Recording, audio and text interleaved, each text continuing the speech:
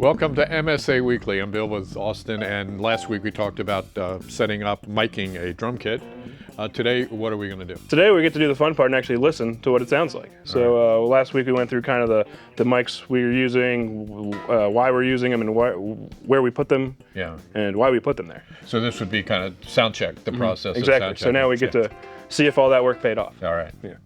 We had our resident drummer, Steven, play us a groove. We recorded it, we're looping it, and we can use it for the purposes of this demonstration. We'll start with channel 1 and the kick drum. And I only use one kick drum mic. We'll take it a listen dry, and let's see, I'll give you my thoughts, and then I'll do those things, and then we'll listen again, all right? So here it is.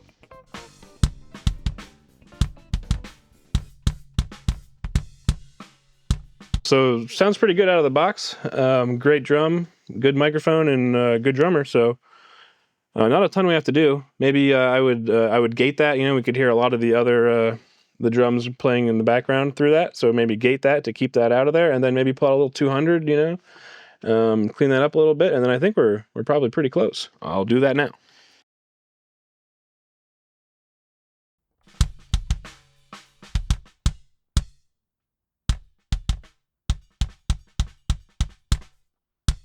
Cool, and we can really hear how that gate only gives us the kick drum versus the entire kit from through that one microphone. So that's in a good place. Let's move on to the snare drum. We'll listen to just the top snare mic, then we'll listen to just the bottom snare mic, and then we'll listen to them together. So here is just snare top.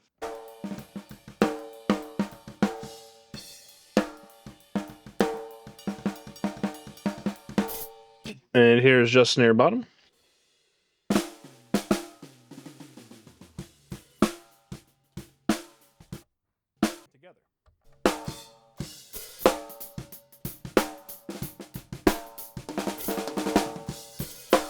So snare top a little bit ringy, snare bottom less of that ring, a little brighter, a lot of the snare sound. So we definitely going to want to use both of them to get that kind of well-rounded snare drum sound. I will definitely be gating the snare bottom, just from experience knowing that you'll hear those snares rattle. And we don't want to hear that at like maybe quiet moments or, you know, stuff like that. So let me go ahead and do that, and then we'll take a listen when I'm kind of done with it.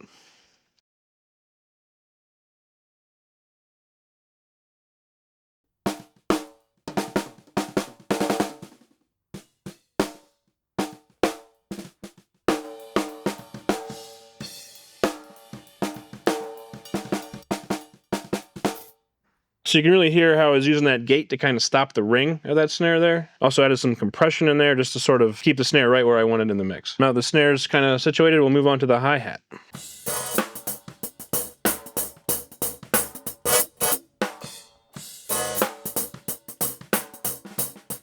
So not a whole lot to do there. Sounds good, just a little dark, right? And they're hearing a lot of the other kit. There are a lot of the rest of the kit, I should say. So I think just a high pass there, and we're cruising.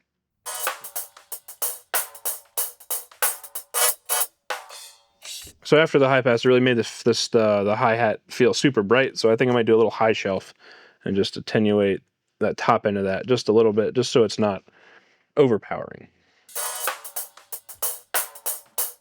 Yeah, so that feels pretty reasonable. All right, with the hi-hat squared away, let's move on to the toms. I'm going to open up all 3 tom channels, and you'll notice right away that we're hearing a ton of the rest of the kit. So we'll solve that problem with high-pass filters and gates, and then EQ the drums to taste, and we'll be done. Let's just listen to them dry real quick.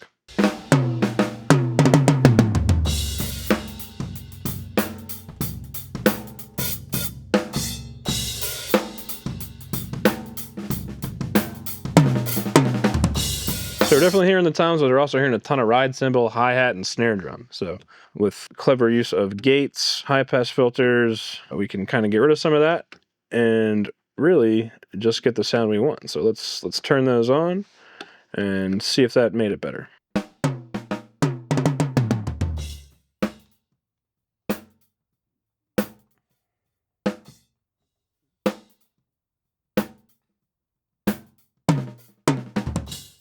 So we're still hearing that snare open the gates every once in a while, but definitely cleaned up the toms there at the beginning. So I'm happy with that, and we can move on to the overheads.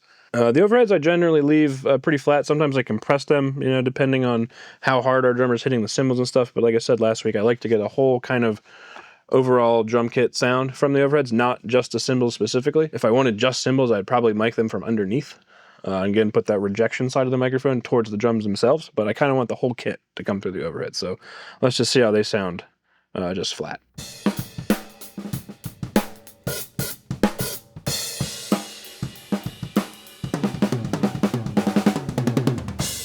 And right off the bat, sounds great. You know, those SR25s do a great job of capturing the whole kit from the body of the drums, the crack of the stick, all the way through the brilliance of the cymbals. So really happy with that so far. I'm thinking just a little high pass maybe in the 200 area and, you know, let it ride. So let's turn that on and we'll give it another listen.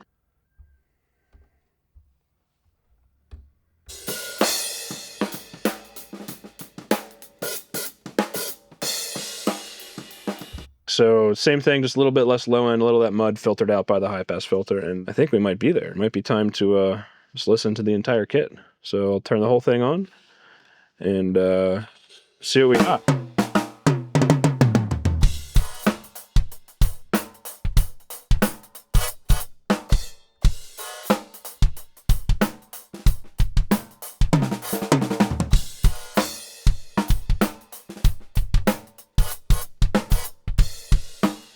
Yeah, great. Honestly, just for that quick and down and dirty, I'm pretty happy with how that sounded. Let's maybe add a little reverb in there, and that's a drum kit.